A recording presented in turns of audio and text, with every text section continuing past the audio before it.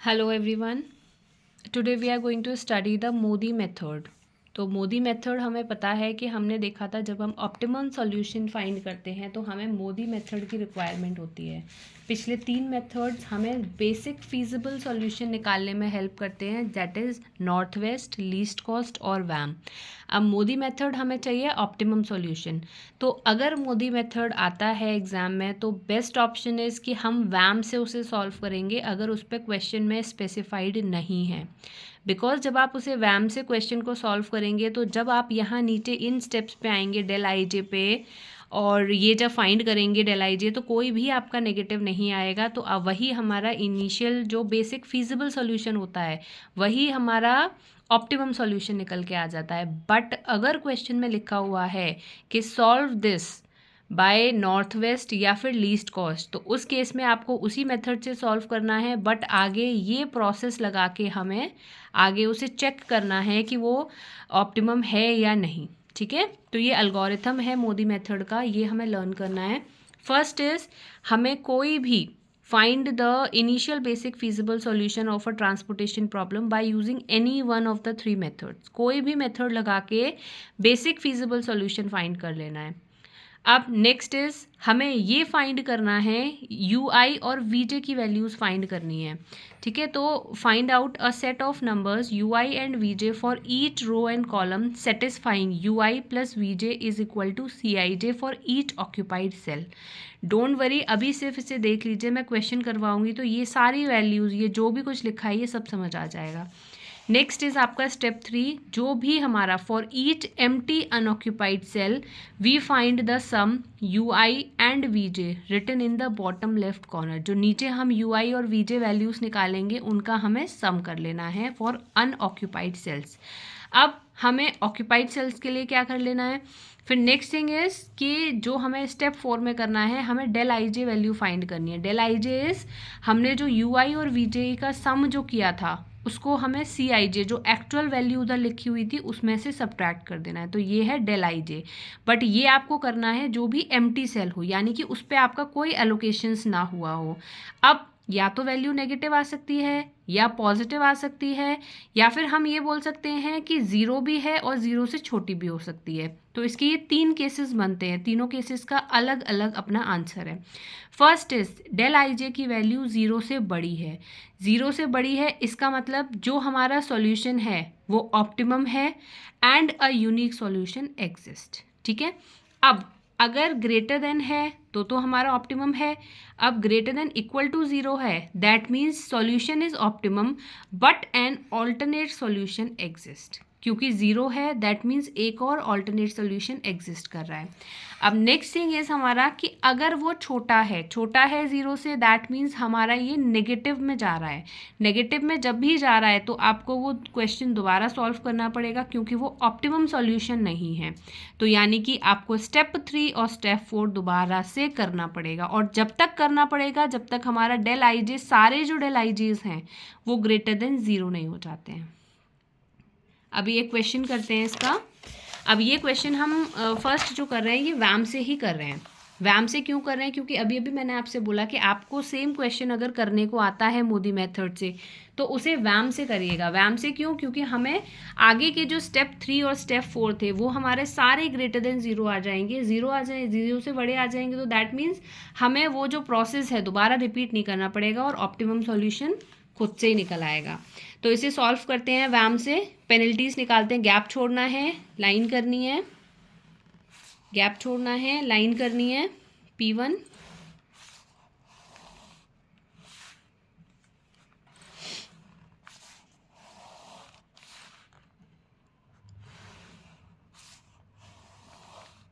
ठीक है.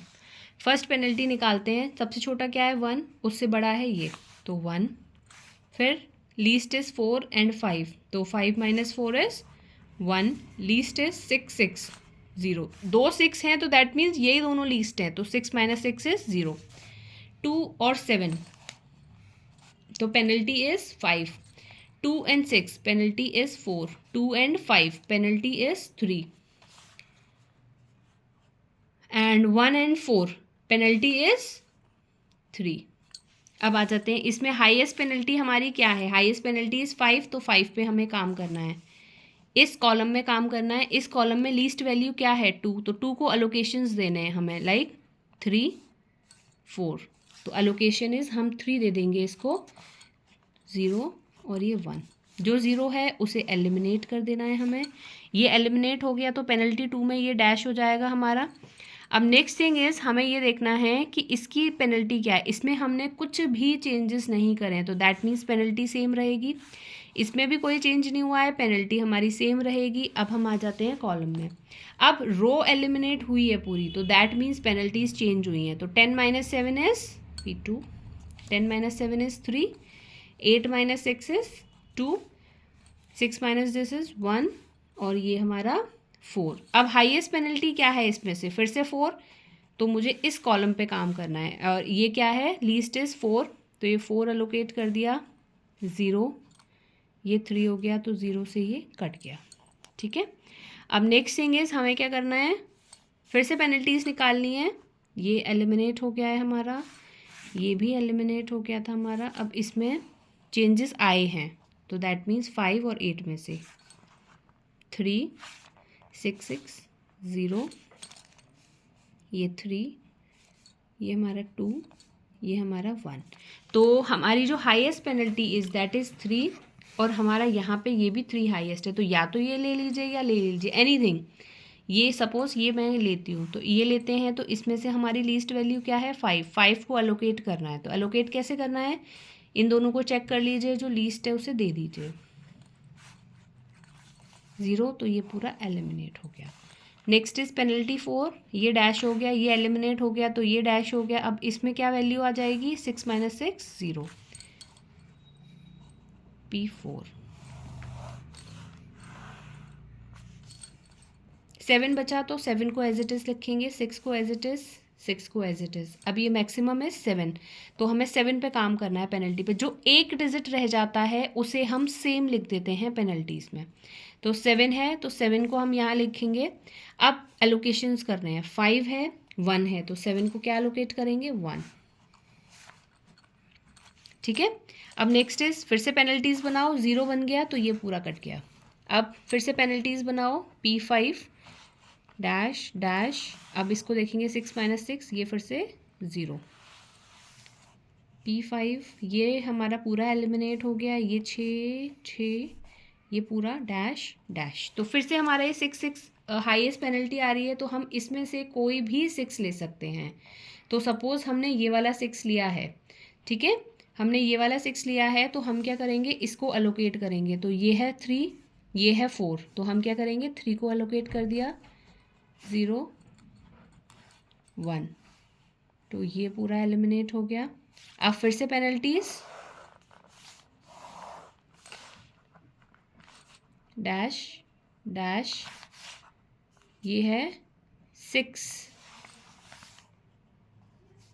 Dash dash 6 dash. अब ये हमारी पेनल्टी 6 6 है, any 6 you can take. Suppose ये 6 लिया है, ये 6 है, और इसका क्या है 1 1, हमने क्वेश्चन सही से किया है, इसको एलोकेशंस कर दीजिए 1।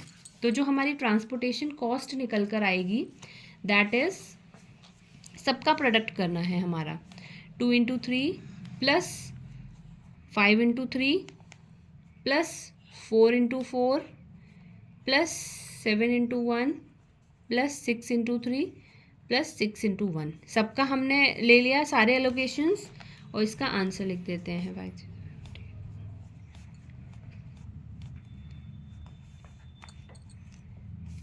इसका जो आंसर आएगा दैट इज 68 आंसर आएगा इसका, ठीक है। अब नेक्स्ट थिंग इज जो हम देखते हैं वो देखते हैं कि ये हमारे जो नंबर ऑफ एलोकेशंस हैं वो कितने हैं, 1 2 3 4 5 6, नंबर ऑफ एलोकेशंस कितने हैं 6। अब हम देखते हैं कि ये हमारी जो प्रॉब्लम है वो सॉल्यूशन नॉन डीजेनरेट है या नहीं। तो अब next thing we will do is कि हमारे पास रोज एंड कॉलम देखेंगे कि हमारे पास रोज कितने थे, कॉलम कितने थे। रोज थी हमारे पास 3, कॉलम थे हमारे पास 4। तो हम एक वैल्यू हमें निकालनी होती है, रोज और कॉलम्स को ऐड करना है, -1 करना है, तो दैट मीन्स 4 + 3 - 1 = 6। तो क्या ये वैल्यू और नंबर ऑफ एलोकेशन सेम आ रही है? यस, सेम आ रही है। तो that means this solution is non degenerate. Solution is non degenerate. इससे पहले एक चीज़ और देख लेते हैं। नॉन डीजेनरेट हमने बोल दिया, बट नॉन डीजेनरेट के लिए एक कंडीशन और होती है कि लूप नहीं बनना चाहिए हमारा कोई भी एलोकेशंस में। सपोज करो हम यहाँ से चलते हैं, तो क्या ऐसा कुछ हो रहा है कि लूप बन रहा है? यहाँ जा रहे हैं, कोई लूप नहीं है। सपोज करो हम यहाँ से जा रहे हैं, तो इससे जाते हैं ये ऐसे ऐसे, क्या यहाँ कोई इधर और एलोकेशन होता तो ये पूरा लूप बन जाता, तो ये हमारी डीजेनरेट प्रॉब्लम होती जिसको हमें सॉल्व करना पड़ता। बट यहाँ कोई भी एलोकेशन ऐसा नहीं है जो कोई लूप बना रहा हो, तो दैट मीन्स हम ये भी यहाँ लिख सकते हैं कि दीज एलोकेशंस आर इंडिपेंडेंट।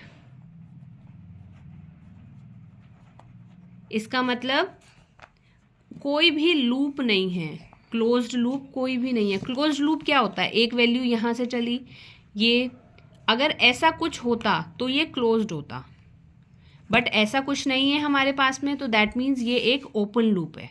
ठीक है, तो ओपन लूप होगा तो this solution is non degenerate. अब ये तो हमने बेसिक सॉल्यूशन, फीजिबल सॉल्यूशन निकाल लिया कि ऐसा कोई सॉल्यूशन है हमारे पास में, बट क्या ये ऑप्टिमम सॉल्यूशन है?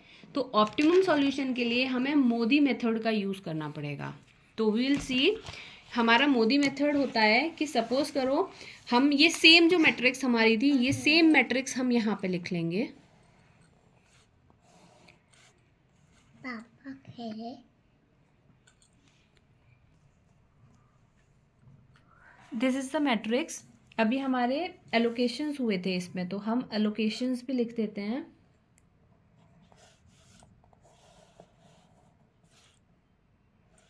सिक्स पे 3, 5 पे, ठीक है, हमने ये सारे एलोकेशंस लिख दिए हैं। अब जो हमें पहली चीज़ करनी है, यू आई और वी जे की वैल्यू फाइंड करनी है। तो यू आई जो थे हमारे रोज के लिए था, यू आई जो थे वो रोज के लिए था, और वी जे जो था वो कॉलम के लिए था। तो यू आई का मतलब U1, U2, U3, वी जे का मतलब V1, V2, V3 and V4। अब नेक्स्ट थिंग जो हमें करनी है, ये हमने लिख दिया। नेक्स्ट थिंग हमें करनी है, हमें नंबर ऑफ एलोकेशन जिसमें मैक्सिमम है वो रो या वो कॉलम ढूंढना है। इस रो में एक ही एलोकेशन है, इस रो में 2 एलोकेशंस हैं, इस रो में 3 एलोकेशंस हैं। कॉलम में क्या 3 से कोई ज़्यादा एलोकेशंस है? नहीं। तो दैट मीन्स हमें वो रो या वो कॉलम पकड़ना है जिसमें मैक्सिमम एलोकेशंस हैं। तो इसकी जो वैल्यू है हमें 0 कर देनी है, क्योंकि हमें कोई भी वैल्यू गिवन नहीं है। तो हमें मैक्सिमम वाली जब हम 0 लेकर चलेंगे तो हमें बाकी वैल्यूज़ मिल जाएंगी। ठीक है, तो अब जब हमने U3 को 0 कर लिया, तो जो V1 की वैल्यू है वो हमारे पास क्या आ जाएगी? इसे सॉल्व कैसे करना है, आई विल शो यू। हमारा जो UI होता है प्लस VJ जो वैल्यू होती है वो CIJ होती है, जो ये है CIJ। तो UI जो U3 था वो कितना था? 0। जो V वैल्यू है वो हमें पता नहीं है, V1। CIJ वैल्यू कितनी है? 7। जो एक्चुअल ये वैल्यू गिवन है ये होती है CIJ, तो ये है हमारी 7। तो V1 कितना हो गया? 7। तो वी विल राइट हियर 7। हमने ये 0 इसलिए लिया है क्योंकि 3 वैल्यूज़ हम बहुत आसानी से फाइंड कर सकते हैं। अगर हम किसी और एलोकेशन को 0 कर लेते तो हमारे लिए सारी वैल्यूज़ फाइंड करना डिफ़िकल्ट हो जाता। अब नेक्स्ट इज़, हम ये देखते हैं ये वाला। अब U3 हमें पता है 0 है, तो सपोज़ हम U3 को 0 ले लेते हैं, प्लस V2 हमें पता है, नहीं, V2 लिख लेंगे। अब CIJ की वैल्यू क्या है? 6। तो V2 कितना हो गया हमारे पास? 6। अब ऐसे ही इसे सॉल्व करेंगे। ये हमें पता है 0, प्लस V3 नहीं पता है। ये हमारे पास क्या है वैल्यू? CIJ की वैल्यू 6, तो फिर से 6। तो V3 भी हमारे पास कितना हो जाएगा? 6। क्या हम इस वैल्यू को फाइंड कर सकते हैं? नहीं। इससे तो बिल्कुल नहीं कर सकते क्योंकि यहाँ एलोकेशंस ही नहीं है। हम ये वाला मेथड एलोकेशंस पे लगाएंगे। क्या हम इससे फाइंड कर सकते हैं? U2 तो हमें पता नहीं है, V4 हमें पता नहीं है, तो दैट मीन्स हम इससे सॉल्व नहीं करेंगे। अब हम ऊपर चलेंगे। सपोज करो हमने V3 की वैल्यू फाइंड कर ली थी 6। जब हमने V3 6 आ गया तो क्या हम इसको सॉल्व कर सकते हैं U2 को? यस, बिल्कुल कर सकते हैं। सपोज U2 मुझे सॉल्व करना है, ठीक है। अब UI का मतलब U2 प्लस VJ का मतलब मैं इस वाली कॉलम को देखिए, इस वाले को, यानी कि इसमें U2 आ रहा है, इसमें हमारा V3 आ रहा है, तो U2 प्लस V3 की जो वैल्यू होगी वो कितनी होगी? 5। U2 पता है हमें? नहीं। V3 पता है हमें? यस, 6। ये है 5, तो U2 की वैल्यू कितनी हो जाएगी? -1, ठीक है। तो -1। जब मेरे पास ये -1 आ गया है तो क्या हम अब इससे ये फाइंड कर सकते हैं? यस, बिल्कुल कर सकते हैं। जैसे सपोज हमें ये करना है V4 plus U2 is equal to, ये वैल्यू क्या है? 4। तो V4 कितना है? पता नहीं। U2 कितना है? -1 इज इक्वल टू 4। तो V4 कितना आ गया मेरे पास में? 5, ठीक है। अब फिर से ये वाली वैल्यू हमें फाइंड करनी है। इनसे नहीं फाइंड होगा क्योंकि एलोकेशन वाले को देखते हैं। एलोकेशन वाले को देखेंगे तो फिर से आ जाओ यहाँ पे ये, तो दैट मीन्स हम इसको जब सॉल्व करेंगे तो U1 plus V1 is equal to 2 आना चाहिए। U1 कितना है? पता नहीं। V1 7 इज इक्वल टू 2, तो U1 कितना आ जाएगा? -5। तो इसकी जो वैल्यू है दैट इज़ -5। अब हमारे पास सारे U की वैल्यूज़ आ गई है और सारे V की वैल्यू आ गई है। अब नेक्स्ट थिंग हमें क्या देखना है कि जो हमारे अनएलोकेटेड सेल्स थे, उसमें हमें डेल IJ वैल्यू फाइंड करना था, ठीक है। और डेल IJ वैल्यू हम कैसे फाइंड करते थे? जो इसकी एक्चुअल वैल्यू है उसमें से जो हमने ये एडिशन किया है उसे सब्ट्रैक्ट कर देना है, ठीक है। तो हम पहले डेल IJ लिख लेते हैं। तो डेल I मेरा ये है, J मेरा ये है, तो इसकी वैल्यू क्या हो जाएगी? डेल 1 2, ठीक है। पहले हम फॉर्मूला लिख देते हैं। Del IJ is equal to CIJ minus UI plus VJ। ये बहुत सिंपल फॉर्मूला है, ये कॉम्प्लिकेटेड दिख रहा है बट ये देखो CIJ उस सेल की एक्चुअल वैल्यू है, UI और VJ हमने अभी फाइंड किया है, उनका सब्ट्रैक्शन करना है। और अगर सारी वैल्यूज़ हमारी पॉजिटिव आ जाती हैं तो वो ऑप्टिमम सॉल्यूशन है, सारी वैल्यूज़ पॉजिटिव नहीं आती हैं तो वो हमारा ऑप्टिमम सॉल्यूशन नहीं है। तो हमें वो दोबारा से चेक करना है और सॉल्व करना है, ठीक है। अब आ जाते हैं जो हमारी अनएलोकेटेड सेल हैं उनको लिख लेते हैं। अनएलोकेटेड सेल्स हमारी क्या है? ये वाली डेल 1 2, नेक्स्ट इज ये वाली डेल 1 3, नेक्स्ट इज ये वाली डेल 1 4, नेक्स्ट इज हमारी ये वाली del 2 1, next is del 2 2, next is हमारी ये वाली डेल 3 4, थर्ड रो में फोर्थ कॉलम डेल 3 4, ठीक है। तो इनकी वैल्यूज़ लिख लेते हैं। सबसे पहले ये 2 था, 2 माइनस 2 एक्चुअल वैल्यू थी, माइनस ये वाली चीज़ और ये वाली चीज़ को ऐड कर देना है। दैट मीन्स 6 माइनस 5 कर देना है। This will be equal to 2 minus, इसमें से सब्ट्रैक्ट करेंगे तो 1 आ जाएगा, दिस विल बी 1, पॉजिटिव है, ठीक है। नेक्स्ट आते हैं 2 माइनस इसकी वैल्यू और इसकी प्लस कर देनी है, यानी कि 6 माइनस 5 सेम है ऊपर जैसा ये वाला, तो 1 पॉजिटिव है। नेक्स्ट आ जाते हैं ये 1 माइनस इसकी वैल्यू देखते हैं, इसकी वैल्यू देखते हैं, यानी कि 5 minus 5 is equal to 1 minus 0 is equal to 1। अब नेक्स्ट इज 10 माइनस 10 का UI प्लस VJ क्या था? ये और 7, तो 7 माइनस 1 दैट इज 10 माइनस 6 हमारा 4 हो जाएगा। Next is 8 minus 6 minus 1 is equal to 8 minus 5 is 3। अब लास्ट वाला देखते हैं 8 माइनस 5 0, 8 - 5 इज 3। तो क्या हमारे ये डेल आई जे सारा ग्रेटर देन 0 है?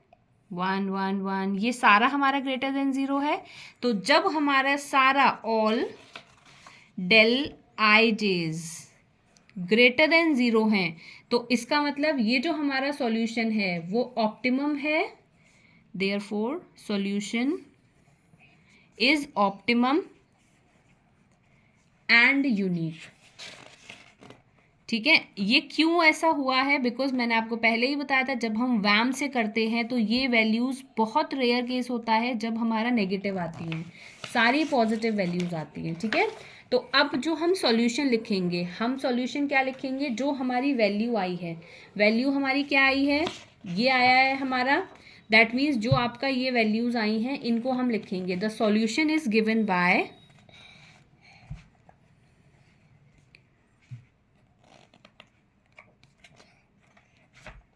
सॉल्यूशन कैसे लिखोगे? जो हमने एलोकेशंस करे थे, हमने एलोकेशंस क्या करे हैं? ये 3 है, ये 1 है, ये 3 है, ये एलोकेशंस हमने करे हैं। बट इसकी वैल्यू कैसे लिखेंगे? ये रो 1 है, ये कॉलम 1 है, तो आप लिखोगे x11 3। अब नेक्स्ट आप यहाँ आ जाओगे, नेक्स्ट लिखोगे ये है हमारा थर्ड और ये है हमारा फर्स्ट, तो आप लिखोगे x31 इज इक्वल टू 1। अब नेक्स्ट एलोकेशंस ये है, तो ये थर्ड रो है, तो x32 इज इक्वल टू 3। ऐसे हम सारी वैल्यूज़ को लिख देंगे।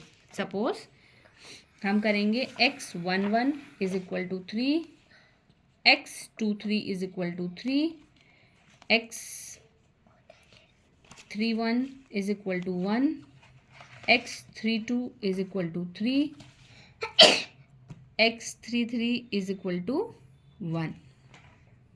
ठीक है, सारे एलोकेशंस हो गए। 1 1 2 3 2 4 नहीं हुआ हमारे पास, 2 4, x24 इज इक्वल टू 4। ठीक है, that's all for the day. Thank you.